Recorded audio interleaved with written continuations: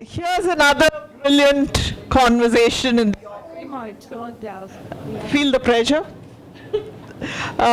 We have Selma Carvalho's book, Notes on a Marriage. I've read her first book, Sisterhood of Swans, and if that's anything to go by, this is going to be brilliant. She's a prize-winning British Asian writer and author of 3 non-fiction books documenting the Goan presence in colonial East Africa. Her poetry and fiction have been widely published, and she's won several contests as well. Ah, potato. Okay. In conversation with her is Jerry Pinto, whom I'm not going to introduce at all, and Dr. Rachana Patni, who's a consultant specializing in the emotion in organizations with a focus on well-being and performance. I'm going to leave the introduction short. I hope you'll all add on to this, and you'll get a sign at the back when your time is up. Thank you. I'll say this. I'll say this quickly. I enjoyed Selma Carvalho's Sisterhood of Swans. I had grim suspicions when the book was sent to me, because someone rang me up and said this is a lovely lyrical book, and I thought, oh, heaven preserve us from lyrical books. But because often the lyrical can collapse into the self-involved and can collapse into a book that actually deals more with the decorations of language than an investigation of the spirit. But I'm really happy to say that within 5 pages I knew I was safe. Selma is that rare writer who can be beautiful and also be perceptive about how the human spirit operates, especially under stress. And the odd thing about Selma's ability to discern that, her visual acuity, her emotional perceptiveness, is a lot of this stress happens within the matrix of the family. And this, I think, if we all look at ourselves without sentiment, we know that the people who love us are the people who can hurt us most because they know where our vulnerabilities are. So Selma, thank you for 2 lovely novels. I'm now handing this over to Rachana for the rest of the time. I will not be mansplaining or in any way intervening except to laugh at the appropriate points. Hello. Okay, this one might be better. Hello. Hello? Yeah. Is this working? Yeah. So. Okay. Hi. Hi. So I am the interlocutor. And I have to warn you, this is not planned at all. We're just going to she's going to fire some questions at me, and I'm going to do the best I can. Okay. So I wanted to start with a few words from your book. Anju, let me tell you about marriage. You wonder where the bottom is in a marriage. Then you hit the bottom and it gives way. And you discover there are further depths to sink to, further degradations you're willing to endure. You sink lower and lower still. You lose yourself, but you still survive because you have the will to survive. Nothing else matters but your survival. Create a universe, populate it with thought, live in it. That's how we survive, by creating our own personal universe. That's how I survived. So, when I was reading the book, there were so many sentences in there which seemed like they were, distilled sentences that had come at the end of a therapy session. Or, when, say, if I've done something therapeutic and written out all of the notes, and then I want to come down to this one sentence that picks up what I need to keep in my pocket for the next session. I think there's a lot of that in here. So there's a lot of wisdom about surviving. And it's not done in a lofty way. It's very kind of embodied, grainy, textured wisdom.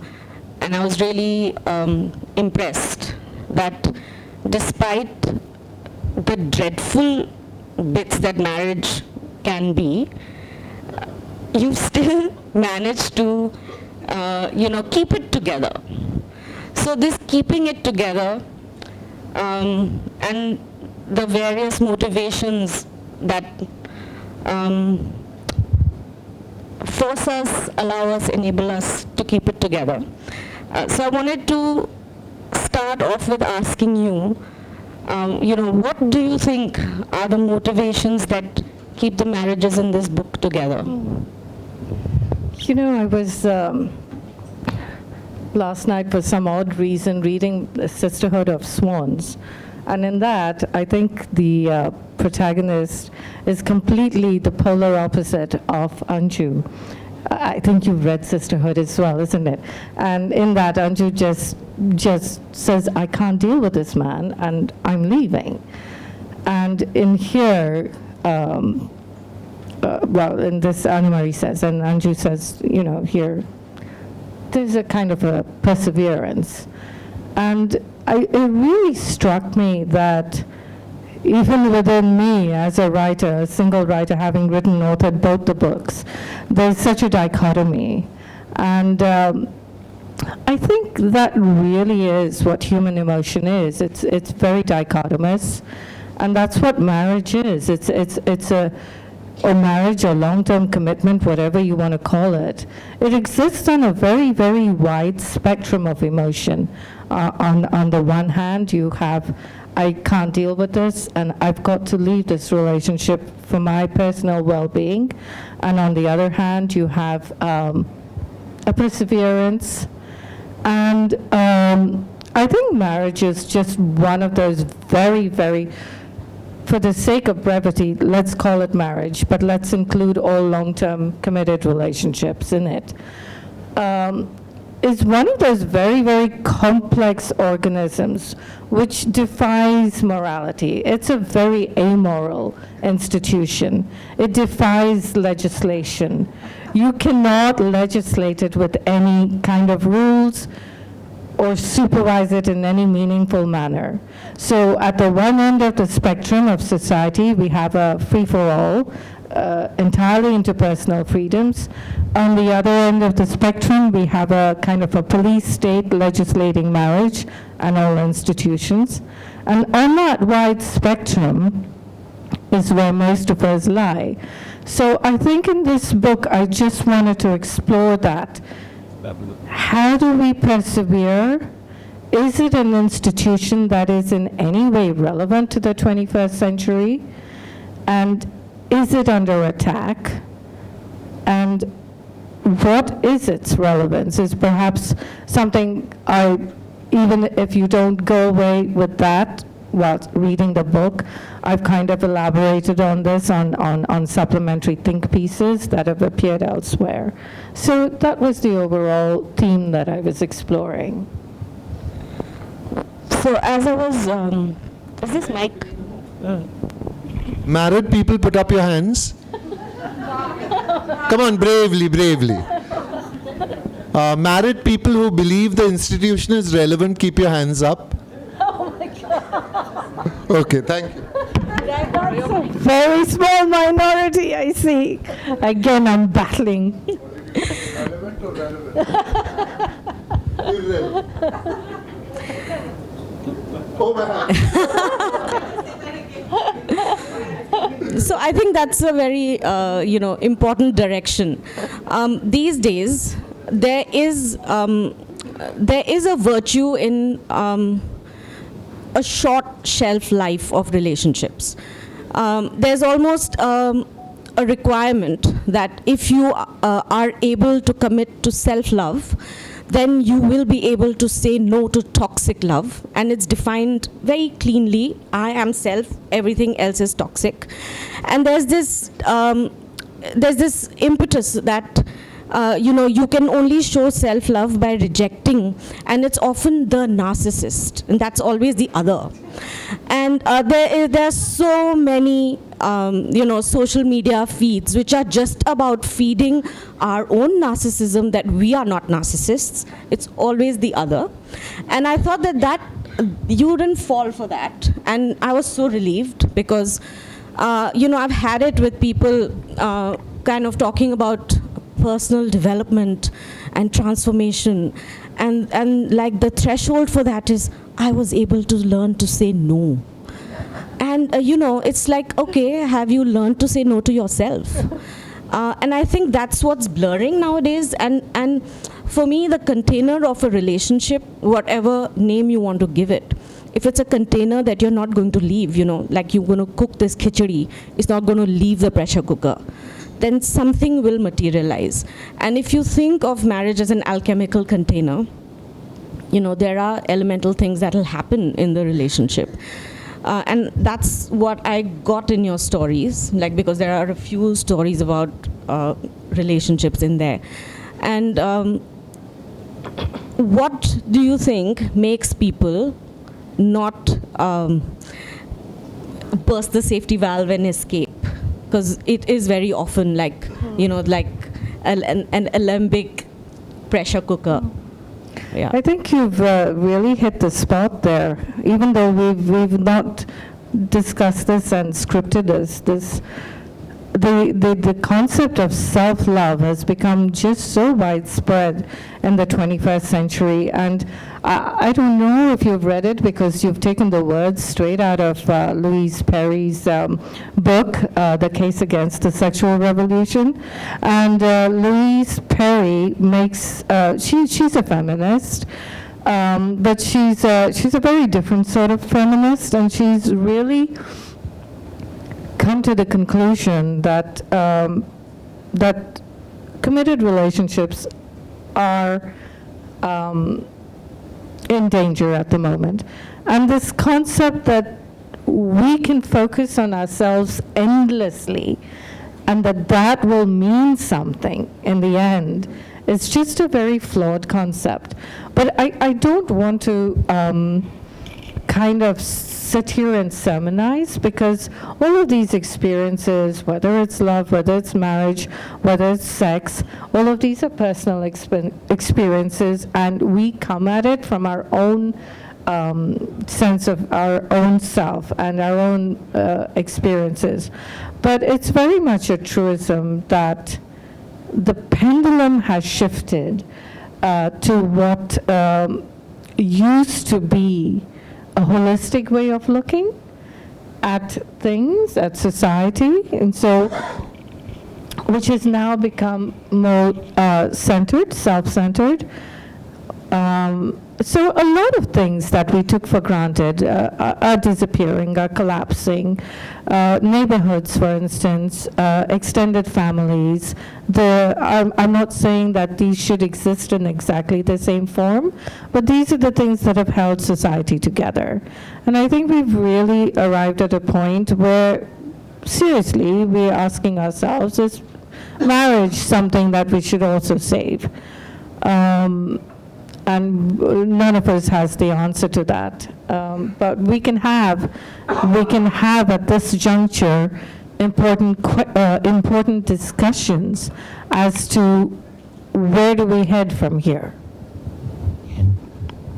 Yes, and that's why at points in your story I was like, okay, if this was to happen in India, because there's something about a dramatic reaction to events in personal life, right? And there's a muted or a stoic response. And there's some cultures where you'd expect one more than the other. And I think you've set it in England, and there's a certain kind of, emotions in England, drizzle. In Goa, it's a thunderstorm, right? So there's something about And I feel that about even Ian McEwan's writing, or in Atonement or something like that, that it always feels like a pale pink rather than Rani pink, you know. So how was it for you to situate it there? And do you, like, if I were to ask you that, if you were to situate the same kind of relationships in a different cultural milieu, what would shift? Yeah, that's interesting. I've got, well, Anna Marie was Goan, and she had Goan parents, and there's one honorary Goan in here who appears for one Christmas dinner, one lone Christmas dinner. But as far as setting goes, and there's a lot of setting is almost another character in my books, particularly the second one. I just cannot write if I've not woken up that morning, if I've not taken the long walk and observed those things around me. So as far as setting goes, I cannot exist outside that milieu. As far as characters go, I think, hopefully, fingers crossed, I'm creating universal characters. And I'm very, very lucky with my publisher, who's Speaking Tiger. Not many people take that chance of publishing something that's set abroad, because, you know, it's got to be something that's set in India. But how relevant are my characters to India? I think, honestly, like you say, if the West sneezes, we catch a cold. You know, things are so transferable now with social media. Attitudes are transferable. And I don't think there's any non-recognition of these selves that are existing in my books. I think perhaps sort of open relationships are not so open, but I think as far as one's sexuality, one's commitment goes, I think they're pretty crossover, yeah. I found that the characters were mature. There was a lot less time spent on, fanning the rage or something like that. So it felt meditative to me, as I was reading. And it was almost like a grown-up response.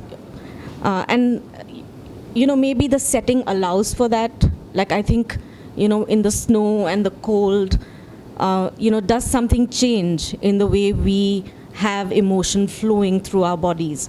Those were the kind of questions that came up for me, and it was really beautiful actually to go into the detail and the texture of your setting, and especially the second-hand bookstore, which is another institution really. Yes, really.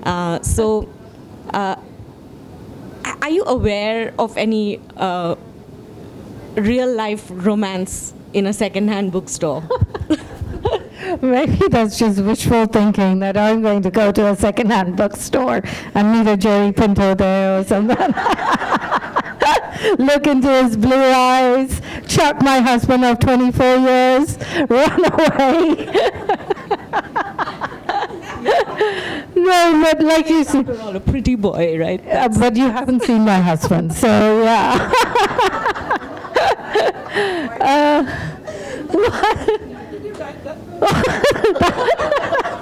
That's for everyone else. Well, the second-hand bookstore is really an institution, isn't it? And I just that's something that, even my agent said, "Oh my God, that's the reason I want to represent you," kind of thing. But no, it is a more mature protagonist here than Anna Marie. Anna Marie is very wild, and she's younger. And here, Anju is older. She's more restrained. And I think what I wanted to kind of develop in this character is a counter to today's culture, which is very impulsive, which is very driven by social media and the urgency of things. And I'm I have a young daughter who's 19, so she's a young woman, and I'm very observant of her life and the sort of relationships that await her. And I'm very conscious that, the sort of expectation there is in her generation is so influenced by social media, particularly the men. There's so, I really feel that long-term marriages are under threat because of the accessibility of pornography, because of the accessibility of sex on apps like Tinder. There is no understanding of, there's such a denigration of things like friendship, of things that make us truly human, of wanting to spend time.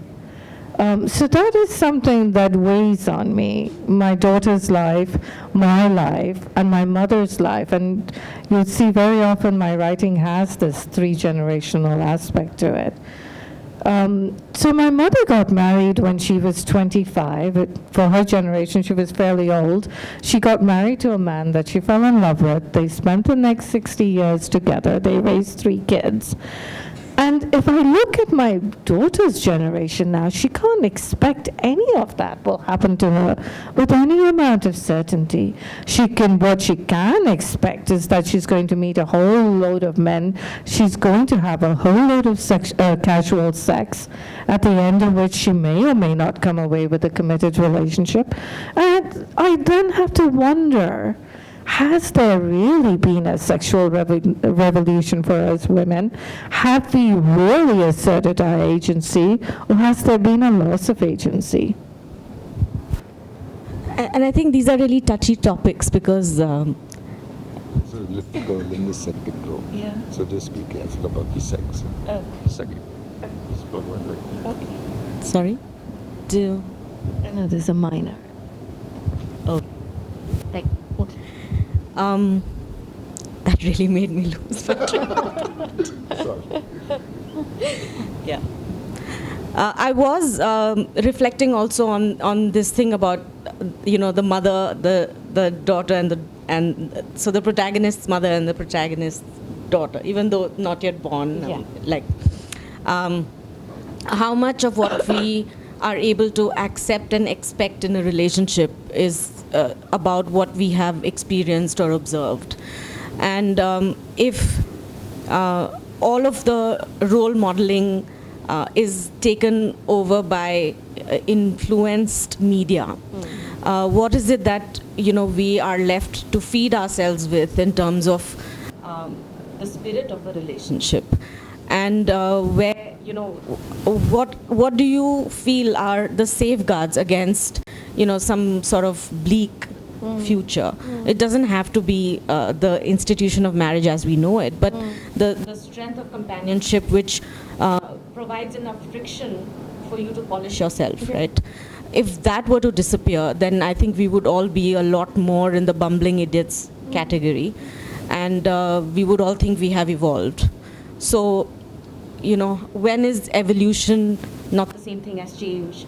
And what do you feel about the relationship of marriage in this regard? I think really, well, I mean, you've nailed it there, talking about the sort of influence that we have on society. But when we talk about changes, the one thing that happens in our world is change. But I'm very struck with the fact that the changes that are taking place are not really changes that are positively affecting women, okay? So if we look at the easy accessibility to relationships, casual or whatever, that men have, the anatomy of male desire is entirely different from the anatomy of female desire. So men can endlessly enjoy casual encounters, whereas there's so much evidence that women don't operate that way. You see, there's a consequence to women's sexuality. There are children. We get pregnant. So there's a real burden on us, which means our sexuality is very driven by restraint, discernment, long-term monogamy. So the trends that are appearing in society at the moment, do they really give us agency? Is something that we have to think about very carefully. If I can give you a very simple example, and please, I hope, are there any minors? Okay, fine. I'll give you one example, which really bothers me a lot, is the new trend in sexual foreplay, which is men choking women. Now, the general attitude is, as long as women consent to it, it's no one else's business. But can a woman really consent to violence, being inflicted, assaulted? Can a woman consent to violence? Why do women consent in these cases? Because they're under some sort of impression that that's what's expected of them. So there's a total lack of agency in that act, in fact, and we are made to feel that this is our agency, that we are liberating ourselves, when we are not. So,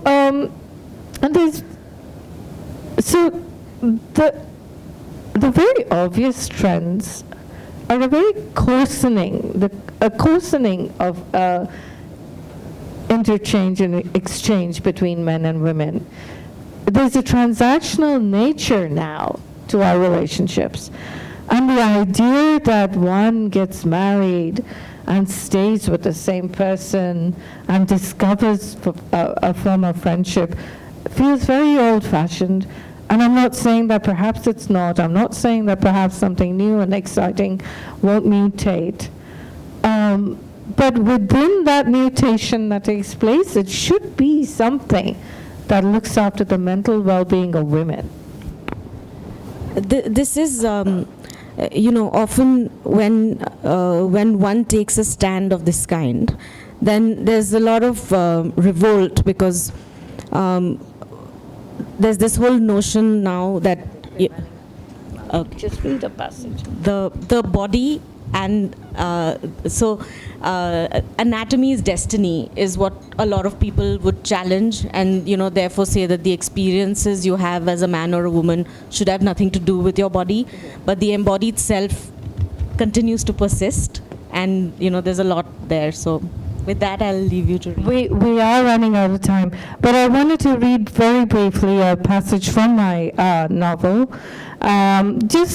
This is a passage that highlights some of the minutest things that happen in relationships. The landscape of dreams is expansive. You'll have to forgive me, I can barely talk. For various reasons I won't go into today. Except for the single inhabitant who occupies it, everyone else lives outside of it. We exist first in our dreams, no matter how informed the existence is. I just skip it, actually, I can't. Okay. In the hour of the blue light, Anju gives in to the wretchedness of the morning. The tea bag immersed in a cupful of water steeps and swims. She watches sheep's road through her window. Two blonde girls are jogging across the street. They jog in tandem, aware of each other's bodies, as if they were underwater life forms, roll to sway in endless synchronicity. How do we dissect the anatomy of human bonding, this frail, floaty thing? The slightest whiff of disloyalty can shatter it, but fully formed it can survive great turmoil and self-sacrifice. Fredo is asleep. She knows things about Fredo when he is sleeping like this. Things observed, things unsaid, things disjointed. like how he trembles at the slightest noise, how he can lie perfectly still for hours, how his breathing stops sometimes for a few seconds, a depth so tiny that it goes unregistered. Grief is a moment of utter aloneness while the world sleeps. I think that brings our session to an end. Is there time for one or two questions? There's plenty of time, 15 minutes. Oh, really? Yeah. Oh, okay. See. We have 15 minutes for questions. Do you have any other, like, It's like we not enough.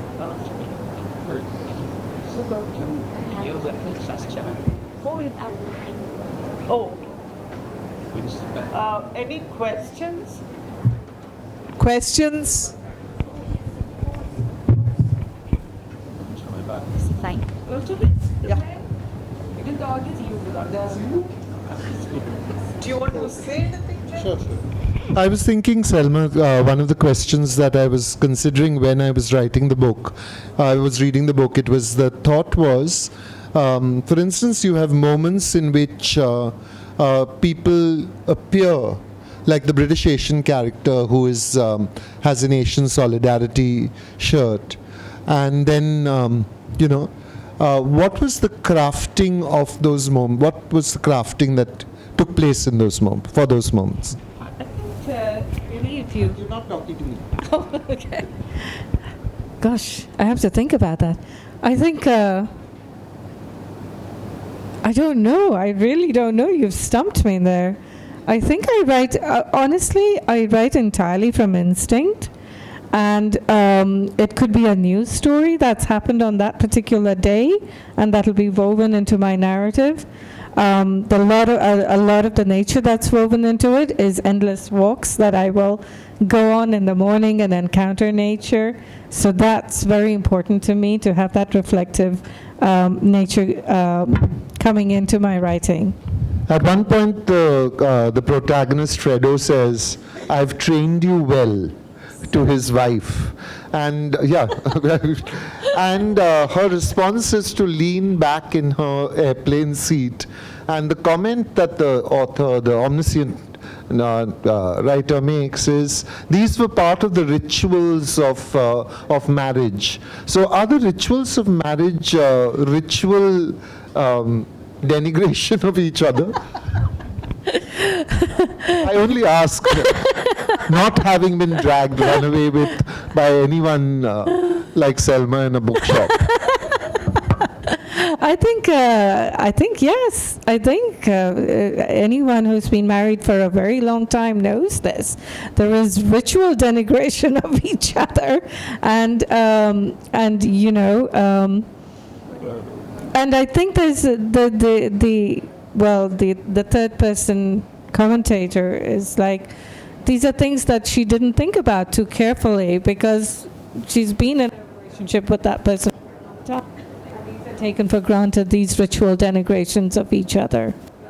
And then a little later on she says there's a certain indifference that develops in long-term relationships, and it's only ever ripped apart when something cataclysmic happens to disrupt it.